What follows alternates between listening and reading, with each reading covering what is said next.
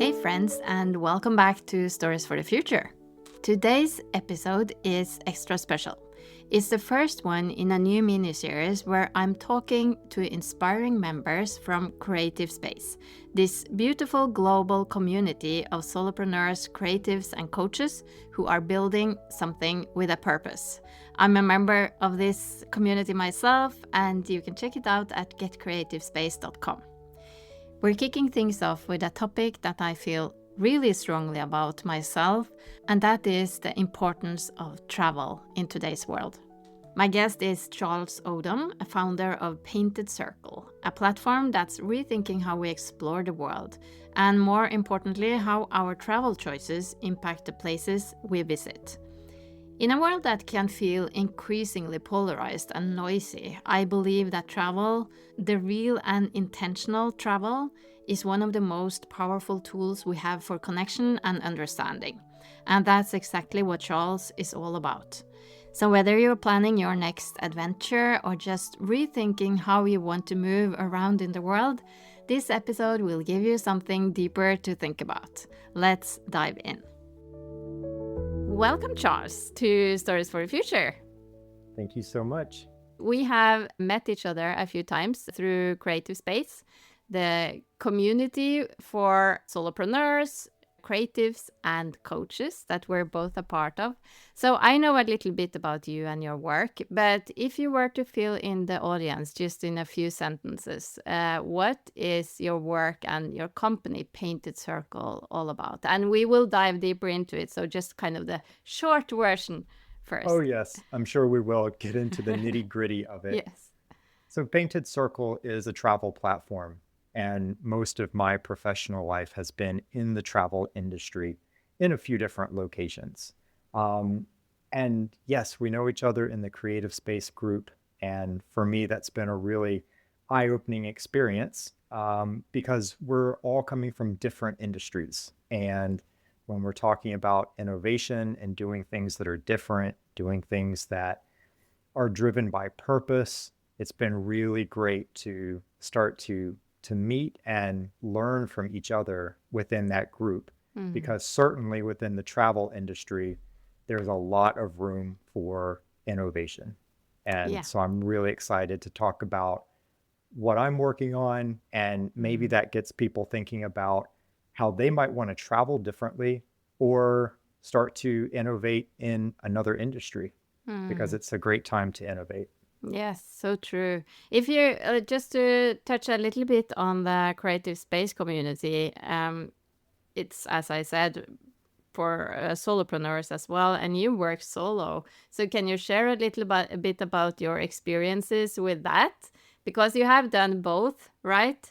Also worked in a company. Yeah, so how is that?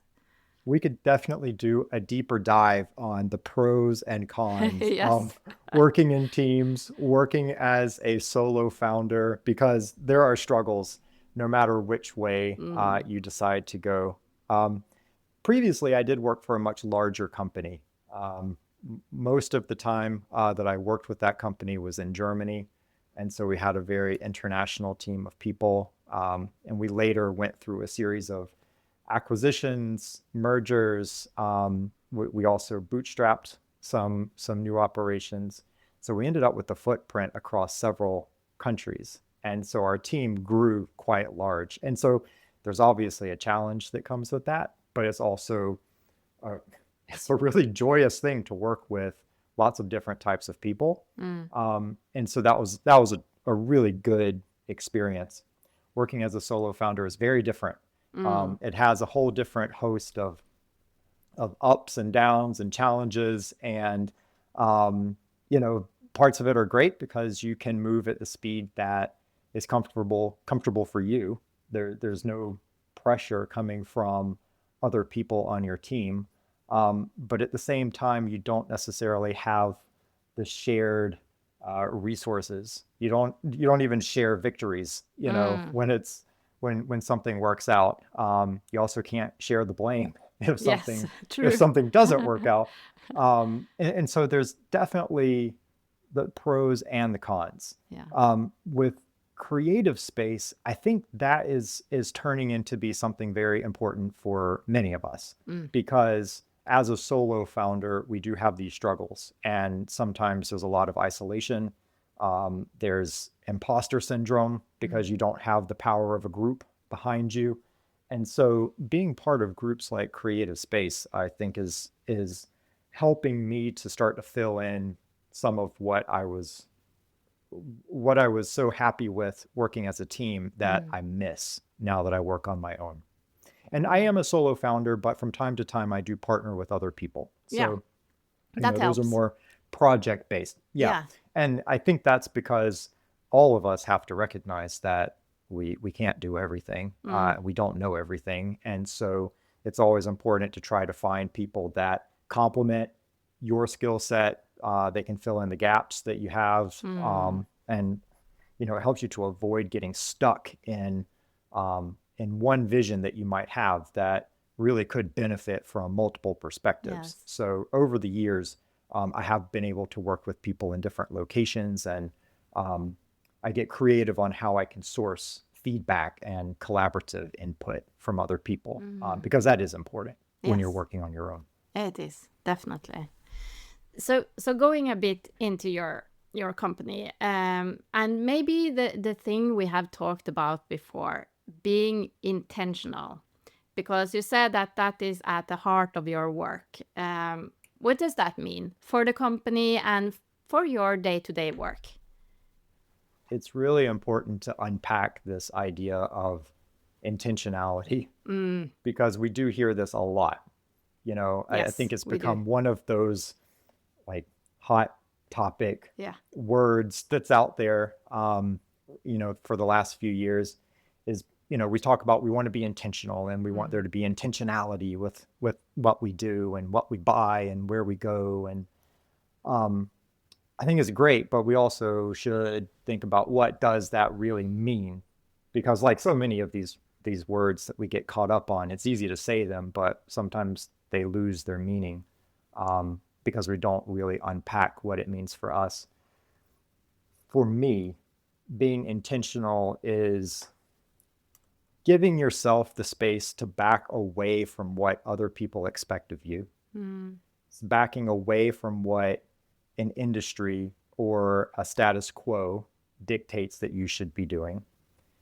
And it's also stepping back from the pressure of feeling like you have to do something perfectly, that things have to be perfect. They have to be the best. They have to be any of the superlatives that we would put in there.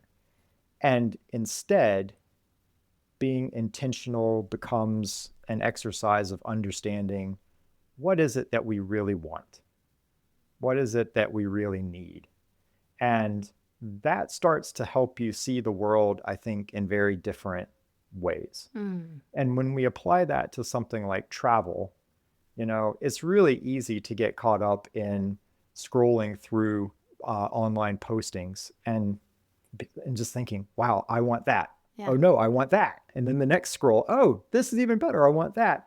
And that might be okay if that's the starting point for your imagination and for your introspection. But we can't just start to strive to copy what other people are doing and going to the same places that other people are going. Travel is, a really personal thing, and we have the right to have our own experience, and you don't always have to follow the masses in order to have the best experience. And so on a personal level, I think when we start to think outside of, what does the mass market movement look like, and what is it that I want from travel? That's a very personal thing, but that also starts to have a huge impact on the communities that we visit. Because when everyone starts copying something and everyone starts going to the same places and doing the same things, we create a whole bunch of different problems that we then have to solve. And so being intentional is our opportunity to start to think about that. Think about, what is the impact that we want to have when we travel? And what's the experience that we want to have? What's going to be good for us? we can be a little bit selfish here and actually think, what is it that I want? Because what I want in travel may be different than all the images that I'm seeing on social media. And that's okay to do that. It's actually a healthy thing for us individually and for the masses of people that travel. We should be intentional about what it is that we want. So how do you suggest that? Like, I'm just trying to think for myself now. Let's say I'm planning my next summer vacation or something. It's so easy, as you say, to you scroll or you get inspiration from different angles. And do you think that it's kind of also this thing that you need to tick off the boxes? Oh, we should hmm go there as a family. We should take the kids to Rome, I don't know, London in Christmas or something. So how do you then start that process if you're trying to be intentional and trying to figure out what you really want for yourself? Yeah, what works for me may not work for other people. And I think that's one of the lessons to learn here is be you, think about yourself, think about your family and what you want. I would say think about something related but a little bit different of if you go out for a nice meal and you go out with your family to dinner and you think about all the different things that play into that whole experience. Did you like the food? Was the service friendly and warm? What was the atmosphere like? Did you get a sense of peace being around the other people that were in there? Was it the atmosphere was just not what you wanted? There's this whole experience that comes together to create that feeling of, would I go back to that restaurant? Would I do that again? Yes. And travel is similar because we often fixate on individual experiences or that checkbox item that we would want to do. But that doesn't exist in a vacuum. There's this whole context of, I had to get myself and my family to this place. We had to go through the whole process of experiencing this thing that we're just going to check off. There are other people involved. We have to interact with local vendors. There's this whole experience that happens there. And so I think we have to start to picture that whole thing together because all of that forms our memory. And the memory is what's going to last much longer than the actual experience itself. So when I think about where we're going to go travel and we start discussing what we're going to do, part of me does want to think about those checkbox items because there's always that FOMO thing, you don't want to go to Paris and not see the Eiffel Tower, Right. But at the same time, if you go to Paris, there's a lot of different things to do. So for me, it's a balance of what are the checkbox items that I really have to see because it's just, I need to see them. But what are the other things that are going to be unique? Because everyone's seen a picture of the Eiffel Tower. I don't need to come home and tell people about, the Eiffel Tower and paint the picture of what it looks like. Everybody knows.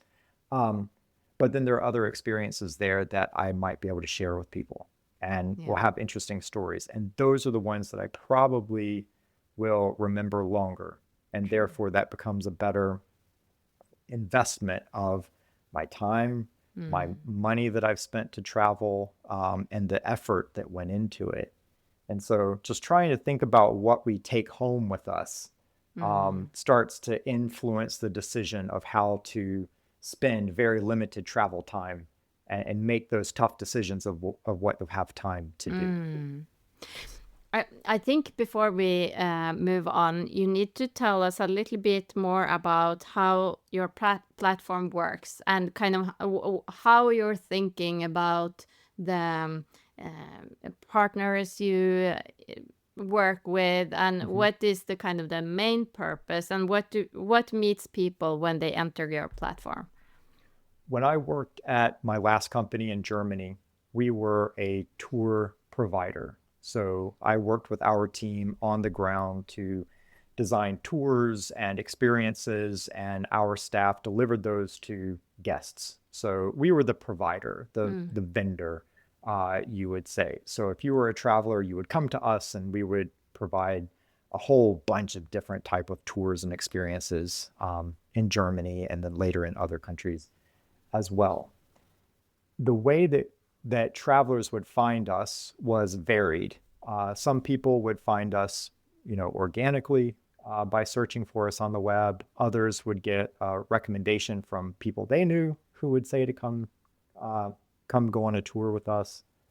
A lot of people would find us through resellers. And so these are the online travel sites that we all know.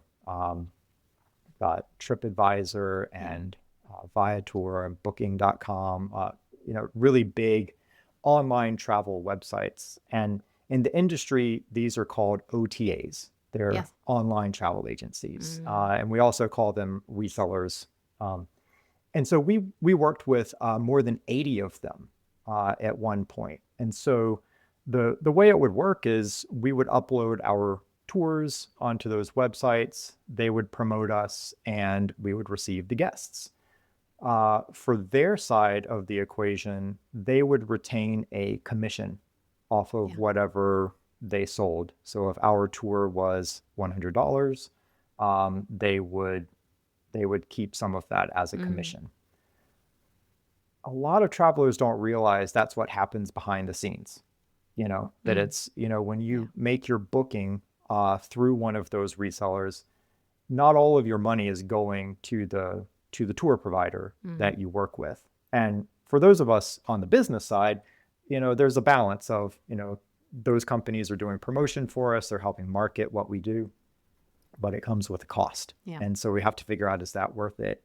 When we combine that with this idea of traveling intentionally and trying to find businesses that are aligned with our values. So you're spending money on this tour, you want to go with the tour company that has a good reputation, they treat their staff properly, they pay good wages for people, possibly they pay benefits, they mitigate any environmental consequences that the activity creates. You want to be intentional about that. So you would also think, if I'm buying this for $100, my $100 goes to that company. But that's not what happens. No. And that commission that gets paid has increased over time. So those companies are taking more and more of a cut from the money that travelers are spending. The business on the other end gets, less and less. So when I talk with travelers and ask them, how much do you think these commissions are? Most people think about it like a credit card fee, like 2 or 3%. But it's actually usually in the range of 25 to 35%. That's a huge amount of money. So if you think of that $100 tour and you spend $100 for yourself to go on that tour, it's possible that only $70 goes to the company. 30% of that has actually gone to a website simply because you clicked the button on their website as opposed to somewhere else. And we saw that firsthand when I worked at my company. And again, it's a choice. None of us are pressured to work with those companies. And for many, that's the only way they source clients. You don't have to worry about doing Google ads yourself or paying for your own advertising. You just say, look, I'm going to lose 25, 30% in a sales commission, but then I don't have to do anything else. But for looking at communities that suffer because they do get a lot of travelers coming in, 30% is a lot of that revenue that never shows up locally. It usually doesn't even show up in the same country. And so I always saw that as a problem. And not only is it a problem, it's a missed opportunity because travelers are paying the same amount. The only difference is the money's not going where they go. So when I started Painted Circle, the idea was, let's figure out how to solve this problem. Can we actually build a website that functions completely differently than those 80 plus companies that we used to work with? Can we do it without sales commissions? Like, can we just say, look, put your tours on our website and we will find travelers and we'll provide a direct link and it facilitates a direct booking. Yeah. And so that was the challenge. And I do that because we did our best at our company to try to be responsible providers in the travel space. And there are a lot of people who run just incredible travel businesses all around the world, and they put their heart and their soul into it. And so it is kind of personal to me that we support those people and we support the communities that they exist in by doing something very simple, which is not taking a part of their revenue. Like we say, look, let's not take from you. Let's help support you. And we can find different ways to support the Painted Circle website financially so that it can exist and so that it can grow. But let's find something that is truly an additive that will allow me to build the platform and to sustain it. And that doesn't come from taking from somebody else and from all of their work. Yeah. So that was the challenge. That was the brief of what we set out to do. Of here's this whole industry. It's all built on sales commissions. Can we do it better? And so that's where it started. This is where you said start with the end goal and then work backwards, right? So this is the kind of okay, how do you solve this? And then the $1 million question is, how does that business model work? Because you have to sustain the platform and yeah. And it's a struggle and one that constantly evolves. But I did start with that goal of building a platform that would work without taking money from the providers that I'm showcasing on the site. Yeah. And in the industry, we have terms for all of these things. And usually the loss of money from local communities is called leakage. Yes. Which I think is kind of it's a touchy word because I think a lot of folks don't really understand it. And it is really a complex topic. Another way to think of it is extraction, and what I'm doing is not a solution for all the problem. The problem of financial leakage is huge. And, if we break that down a little bit, it really comes from lots of different sources. So again, if we go back to the idea that you go on a tour and it costs $100 for you to do that, how much of that $100 sticks in the local community where your tour takes place? So let's say if $50 stays, that means that 50% of that money has leaked out from the community. How is that possible? Well, we've already talked about how a huge chunk, 25 to 30%, never goes there to begin with because you book through a reseller. The money actually ends up in California or in the UK. It doesn't matter where you go. That's where your money goes. Yeah. And then they transmit everything after they've taken their commission. But think about all the other things that you interact with. So if you stay in a hotel, is that hotel owned locally? Are they actually paying owners that are abroad? Is the property being depreciated in certain ways so that there are tax benefits? So the taxes are deferred or offset and therefore not paid locally. Do they employ locals, or do people work there who are then remitting parts of their salaries back abroad? If you buy something in the gift shop, you're being rung up through a register or you're tapping to pay. And so if you're tapped to pay, then probably Stripe or Square is getting some money, Visa or American Express are getting some money. There are all these little incremental things that mean that your money is slowly leaking away from the place that you are actually physically present in. And so this concept is very nuanced, and different places will have different tools to work with them. And so for my role, I see the online travel site as having an impact on that first layer, which is let the money that travelers spend start off by going to the same place. And so that's where we started. Now, how do we reverse engineer that so that Painted Circle can exist?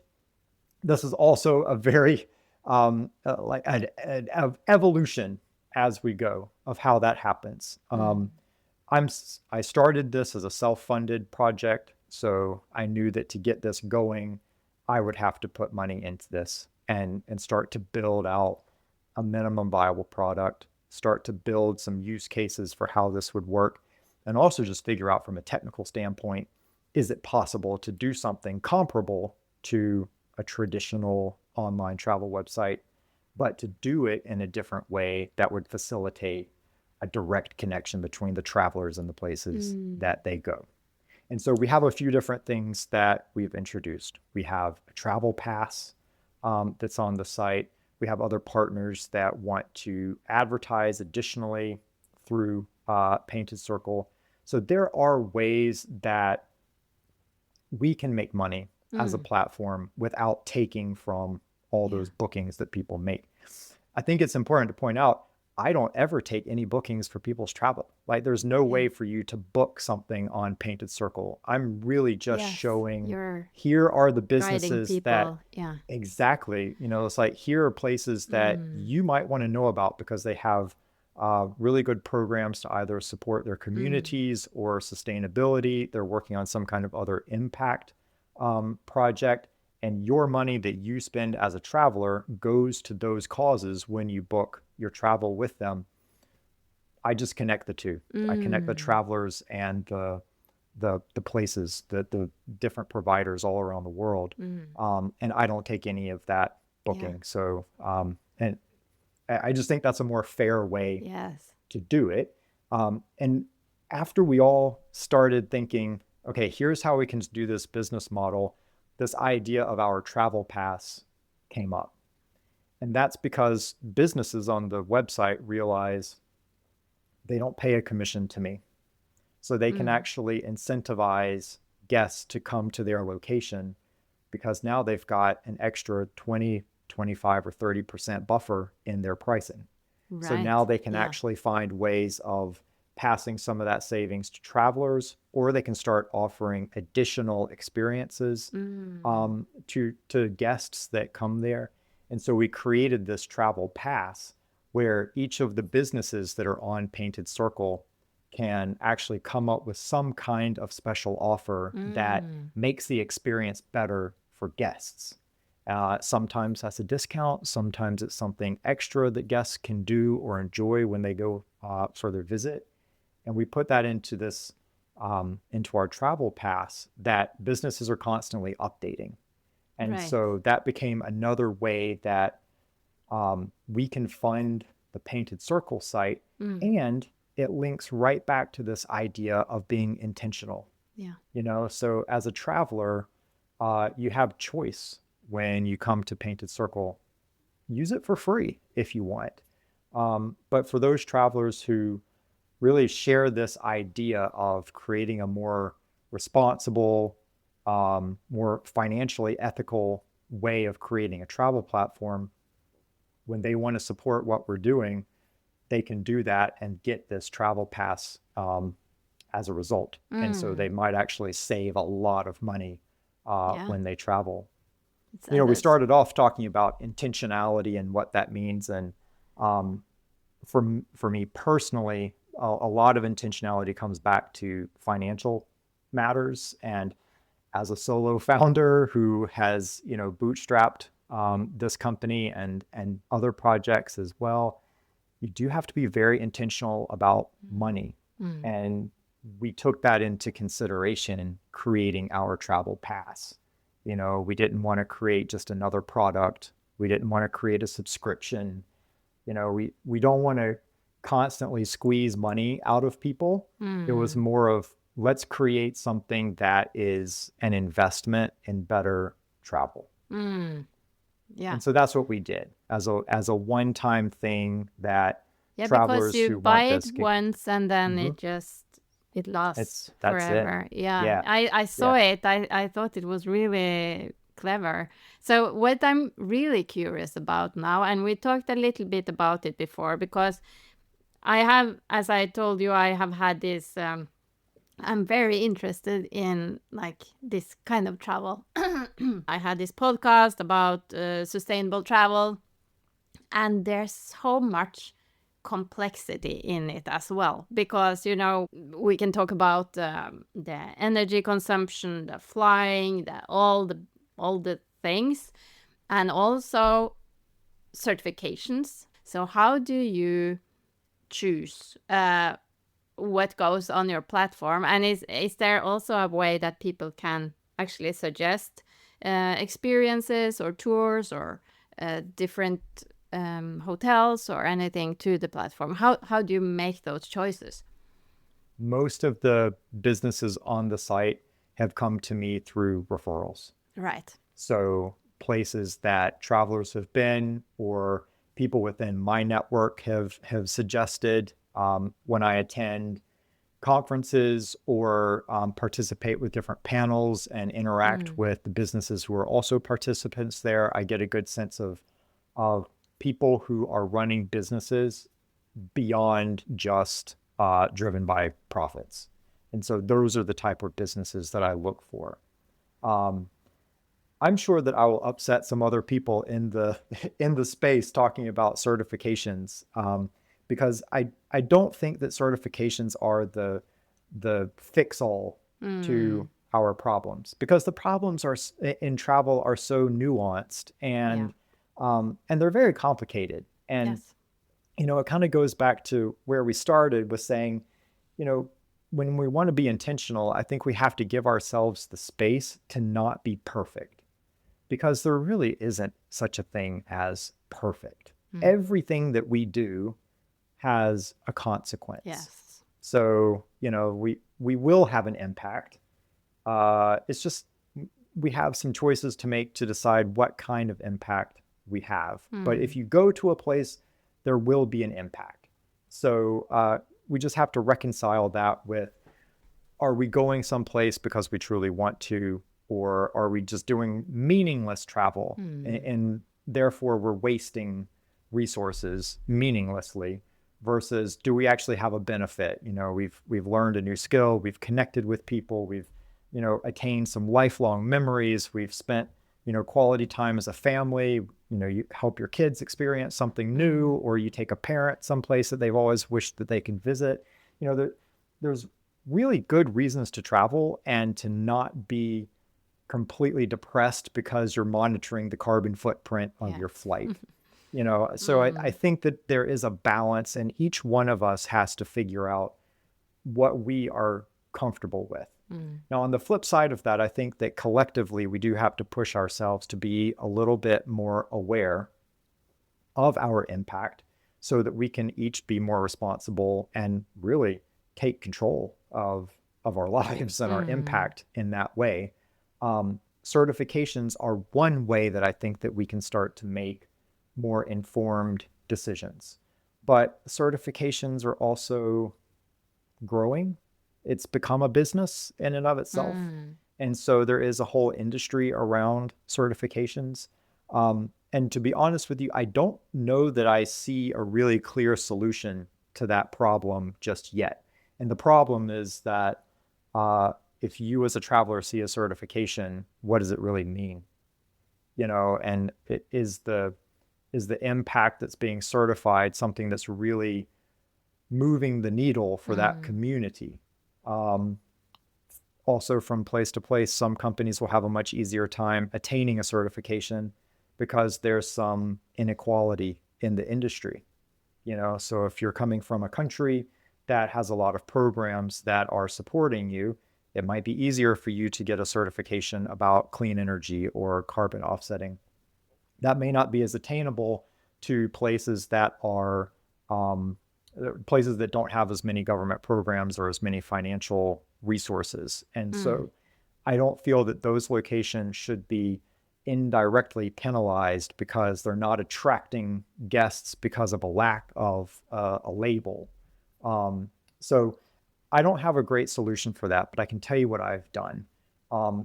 When I look at bringing companies onto Painted Circle, for the most part, and I'd have to look back at my records, but I would imagine that I have personally spoken with more than 80% of the companies on the website. Right. So it's not like, I don't go on and scrape the internet and load websites and then ask people to claim their listings or things. I've personally spoken on Google Meets or Zoom calls or something with most of the companies directly.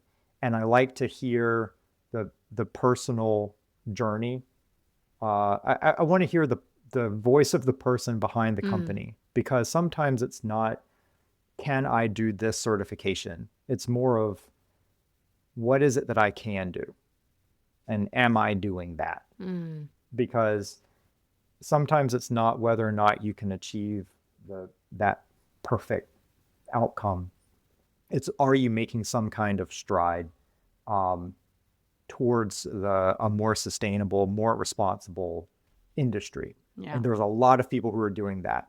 And the certification doesn't mean anything if on the ground it's not making an impact. True. And so I love connecting with those people who may not be included in a certification label, but they are taking very real, very tangible, very witnessable efforts towards sustainability, towards inclusion, towards being a more ethical travel provider. So I like the idea that there are certifications. I think that they will grow even more over time, but I do feel that there will be more oversight into what that means. Certainly in the EU, there's been a push towards legislation, and it's kind of an on again, off again kind of series of, will we have this anti-greenwashing or green claims initiative, and how does that really work? And do we start to offer certifications for certifications? And as a traveler, you just don't have time for that. No, it gets very complicated and really hard to book a trip. Yeah. It does. And so I think that when we travel, we have to do our best. And, I would love to be able to go someplace and feel like, yes, I'm traveling on, a biofuel or solar powered, and, the water that I use is collected from, atmospheric recapture and, all this kind of stuff. Like, that would be great. But we just don't live in that reality right now. And so I think that where we are, though, is recognizing other things that we can do, which is make connections with people, find out about who they are, what's driving them, what's a concern in their community, and is there something that we can do, even very small, that might make a difference for them. And it starts for me with, when I go someplace, I'm really going to try to make that direct booking, because that's one thing that I can do that takes an extra like 30 seconds for me to Google them, or using a site like Painted Circle as opposed to a mass market site. That's one thing. When I go someplace, am I carrying a bunch of crap with me that I don't need? Like, can I leave some of that weight at home? When I go someplace, can I just have pleasant interactions with people? Can I be a good ambassador of who I am and who my family is? Can I maybe make someone smile? I look for things like that, because each one of us has the power to do that. We don't need a certification, and we don't need a government program to support it. We can actually just be intentional about our behavior to the extent that we can. And then if we're able to push it further and opt for hotels that are using renewable energy or things like that, that's an extra layer of intentional travel. Yeah, I was remembering something you said before about the difference between a regular trip and a journey. I like the word journey when you use that, a journey that changes you. What do you put into that? And you touched on it, like the experiences, the skills you can gain or something. And can you also maybe give an example of something you did yourself? You did that when you did that journey that really changed you, instead of just that tick off the box, go there. Yeah. Well, there's nothing wrong with checking off the boxes. Well, I'll get ahead of that, but journeys are something very different. Yes. I think checkbox items come and go, and it seems like for every box that you can check off, you put 3 or 4 more things on the list. So it's a list that you'll never check everything off. So at some point you just have to stop focusing on the list, and just flow and have those journeys, that are maybe more memorable. I think that's one of the things that for me is the big thing of a good trip, is how memorable is it going to be? Do I take that home with me? Yeah. And I don't know, there's maybe an indirect relationship to going someplace and you frequent the gift shop, you know? The gift, I don't know. I haven't really thought about this. I'm just thinking about it now, that the gift shop might be indirect or like inversely related to the quality of what you're doing. Because if you need the cheap little knickknack to take home, then maybe that's all you're taking home with you. And instead you should be taking home memories and skills and an expanded view of the world, or more knowledge, or something like that. Yeah, memories that last long after you're done doing whatever it is that you're doing, or traveling wherever it is that you go. I think that is a sign of having a good journey. If you realize that you are changing your behaviors because something has been experienced on a trip, and that's made you reevaluate something that you do, and you change a behavior. I think that's also really important. Do you interpret the world with the things that you've witnessed while traveling? I think is another really good sign that you've been on a good journey. So let's say you're reading the news, or you're seeing something in an advertisement. If all of a sudden you can interpret that with the added knowledge of what you've gained from a trip, that's important. Do you share things with friends and family, or strangers? Do you just start regaling people with an experience that you've had?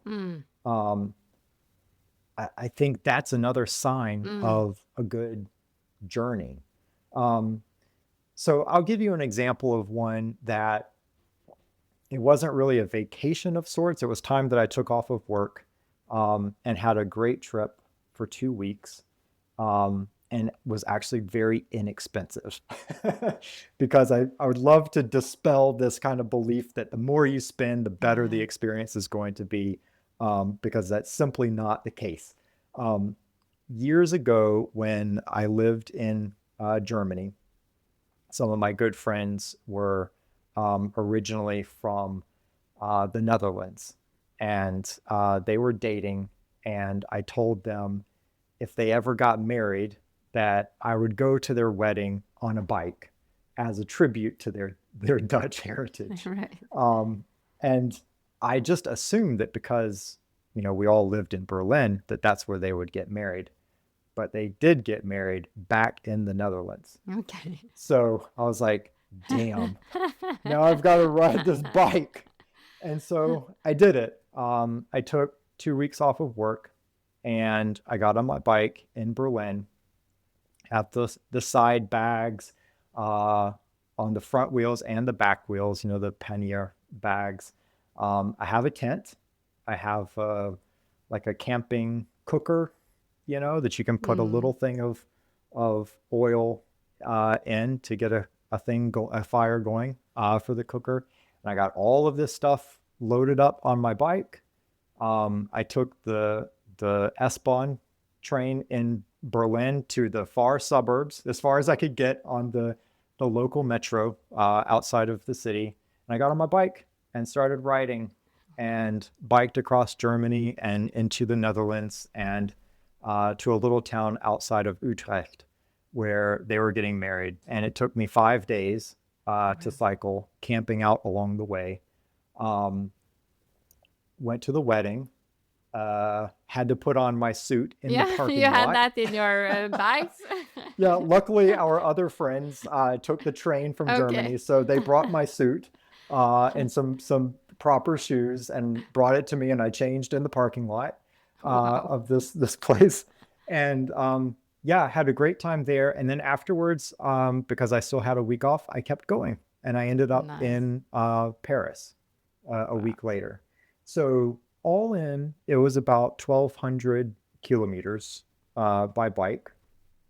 And it was a great experience because I ended up seeing, I lived in Germany for more than 10 years. But on that trip, I ended up seeing parts of the country that I otherwise would not have ever Mm, seen. mm, Um, I had a lot of growth experiences on that trip as well because you deal with, being on your own for such a long period of mm. time and navigating through small roads, big roads, traffic, Yeah.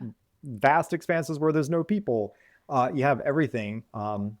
Issues with the bike, issues with the weather. I mean, everything Mm. you deal with, and you grow Yeah. because you survive, Yes. and you end up meeting very nice people along the way.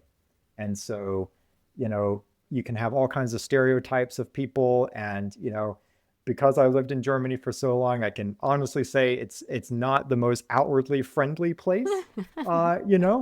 Germans do have a reputation of being a little curt Mm-hmm. and to the point, which for me, I love it because you know that you're getting right to the fact and you're Mm. getting honesty from people.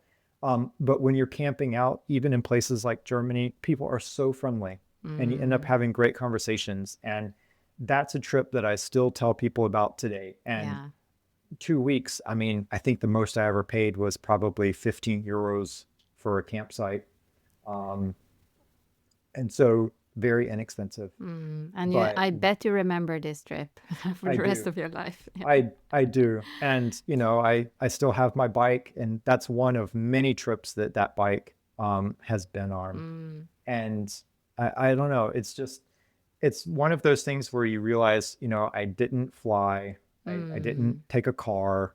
I had this incredible experience and also a sense of accomplishment. And now if I look at something and it says, oh, this is, a 3-day trip by bike, yeah, I can do that. Yeah.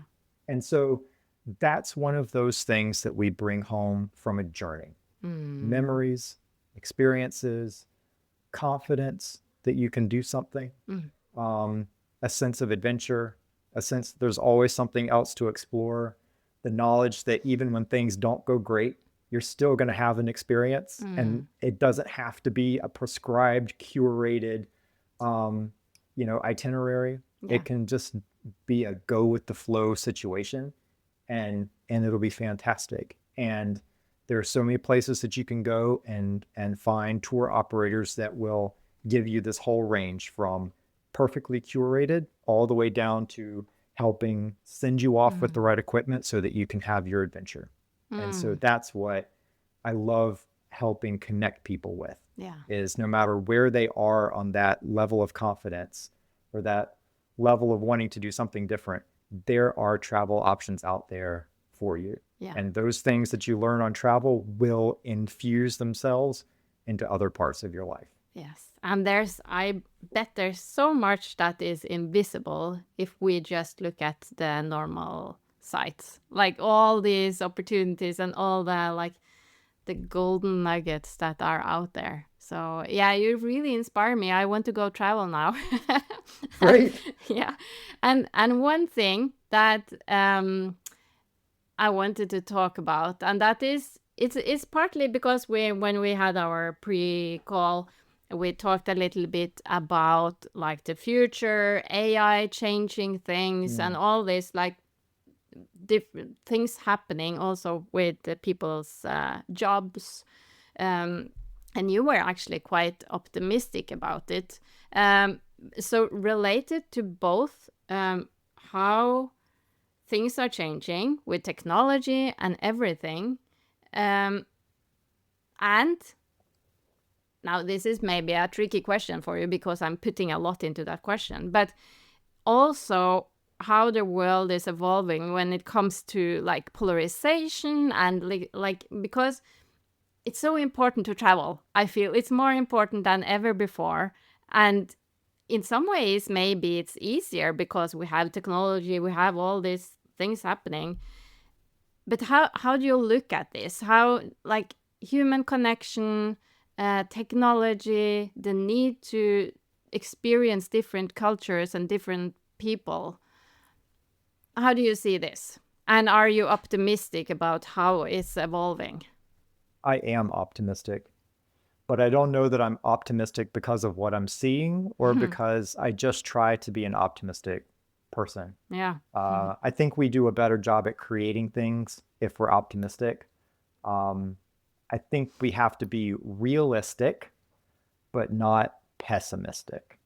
I don't think being pessimistic solves any problems. I think we have to be realistic about the challenges that we face and then optimistic that we can find solutions for them, which we should be able to do because as the world moves forward, we're getting more and more advanced all the time, which means we should be able to find solutions at an accelerated rate. So I am optimistic. The realistic side comes in knowing that technology goes both ways, that it creates opportunities, but it also creates a divergence in a lot of ways for people who have access and people who do not. People who will use the technology for good versus people who will use technology to further exploit people. So I think we have to be realistic about that. I do feel that we will at some point get to where we put a premium on real human interactions. I had a pretty good online back and forth comment debate on LinkedIn with someone a while ago, a couple of years ago, when ChatGPT was really starting to get out there in the mainstream. And as we all know, the real action on LinkedIn is in the comments. And so I had a bit of a back and forth with someone who really felt that AI could do everything better for people in the travel industry. And the one thing that I just kind of kept wondering about is this idea of authenticity. How authentic can it be? I know that we can get AI to look and sound and to think like a person.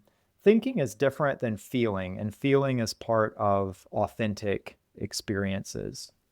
And I don't know that that's really something that AI will quickly replace. It may.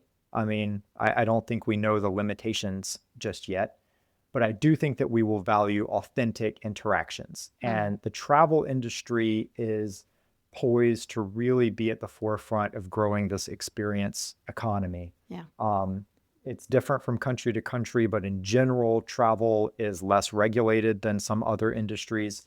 Once you get away from, the transportation side, there's a great deal of entrepreneurial potential in the travel space. And I think that AI and other technologies can certainly help with that. But I think we have to stay focused on authentic experiences and making human connections. Otherwise, each of us just becomes a passenger on this AI-powered world as it churns into the future. I want us to remain in control and remain connected to each other. Travel has always, for me, been about those new experiences, and you get to witness other cultures and different types of thinking. And that's what I hope that people take away from it. When we get out there and travel, we give ourselves the tools to combat, confirmation bias. We start to expand our own thinking a little bit, and we give ourselves that confidence that we can do certain things, but it also means that we can be less afraid of things that we don't know and people who we haven't met. And I do worry that we are in a very polarizing environment these days.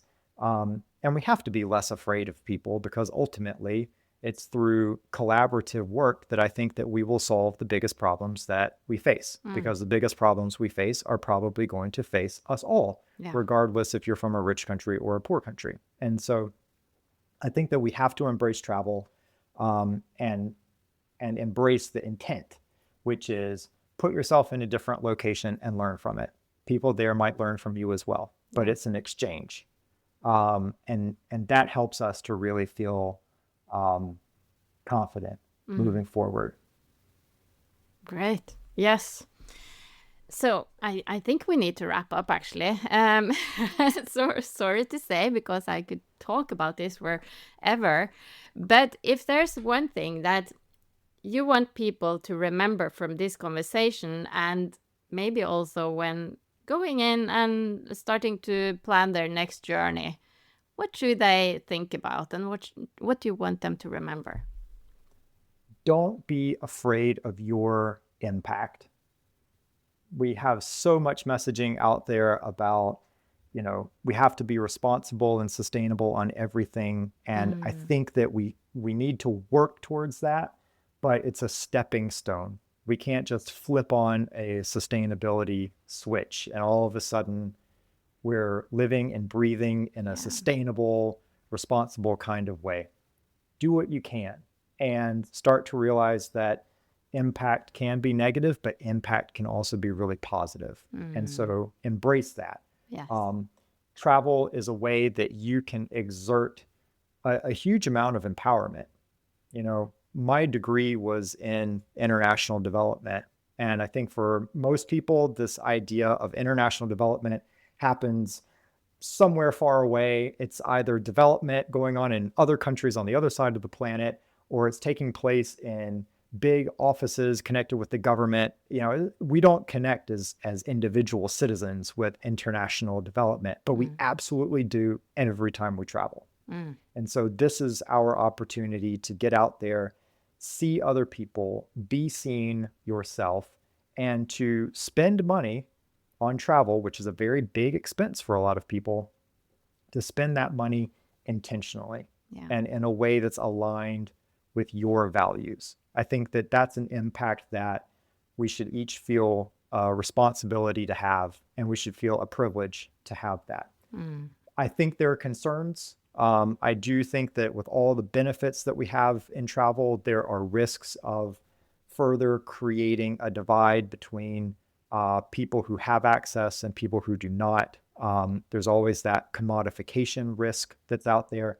But the only way that we can combat that risk is for people to continue to travel and to travel more authentically, to travel more meaningfully and purposefully, and to start to recognize that their impact does matter, whether it's good or bad. That's a choice that we can all take. And on a personal level, I think whether it's in travel or something else, we should all be recognizing that this is the time for innovation. Yeah. And just because things have been done a certain way doesn't mean that those old ways make sense today. Sometimes they do, and sometimes they need to evolve. So no matter what your profession is, whether it's travel or whether it's in another industry, take the opportunity to step back, think if there are opportunities to innovate, and then start partnering up. Because I think we learn from each other. And as a solo founder, and for you as well, being in creative space, this is the opportunity for all of us to get together and share our individual journeys of innovation and starting up new businesses and new projects and new ways of looking at things. Yeah. There's a lot of strength in numbers. There's also a lot of learning from each other when we start to connect as well. So I would encourage people to do all of that. Yeah. Travel, open your eyes. Don't be afraid to speak when you have something to say, and start connecting with other people who agree that innovation is something that we need to look at when it makes sense and when it actually makes the human experience better. There's a case for purpose and there's a case for business. And I think we have to start with purpose, and then we make businesses make sense. But we have to start with that purpose. So true. Yeah. Thank you for that. So to find the Painted Circle, to look more into your company, and where do we go? PaintedCircle.com. Yes. And you can learn about how our business model is different. You can start to see the travel experiences all around the world that are on the site, and start to see the real the vastness of the travel space, whether it's a hike in the forest outside of Helsinki, which is on the site, swimming with whales off of Tonga, which is also on the site.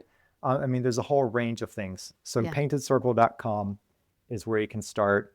And like I said, it's a free site, so people can use it for free. If anyone's interested in our travel pass, they'll find that on the site as well. I actually put together code stories. If anyone wants that travel pass, they can actually use that code as well. But I would encourage people to look at the site and start dreaming about travel and start thinking, where would you go? And if you've already connected with a great business that I don't have on the site yet, contact me either through the website, LinkedIn, email.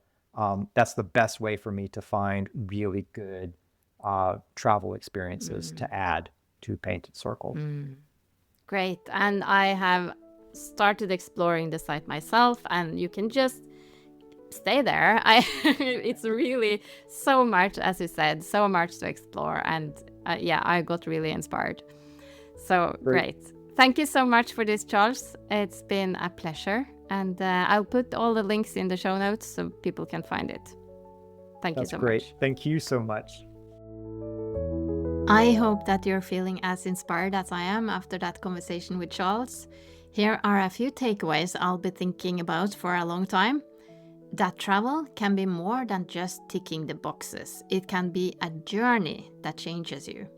That being intentional doesn't mean being perfect. It means making choices that align with your values. And that small shifts, like booking directly to make sure more money goes to the local community, really do make a difference. If you want to learn more about Charles and his work, head over to paintedcircle.com. And don't forget, he's offering a special discount for Stories for the Future listeners. Just use the code STORIES at checkout to get a discount on their travel pass. Thank you so much for this, Charles. You can find all the links from today's episode in the show notes, including where to follow Charles, Creative Space, and more. If you enjoyed this episode, maybe share it with a friend who could need a dose of future optimism. And also, come join me over at Substack at viklavnes.substack.com, where I share my other writing, other projects and tools that I'm creating that all have in common that they exist to try to impact the future in a positive way. Thank you so much for listening, and until next time, stay curious, stay kind, and keep traveling with intention. See you soon.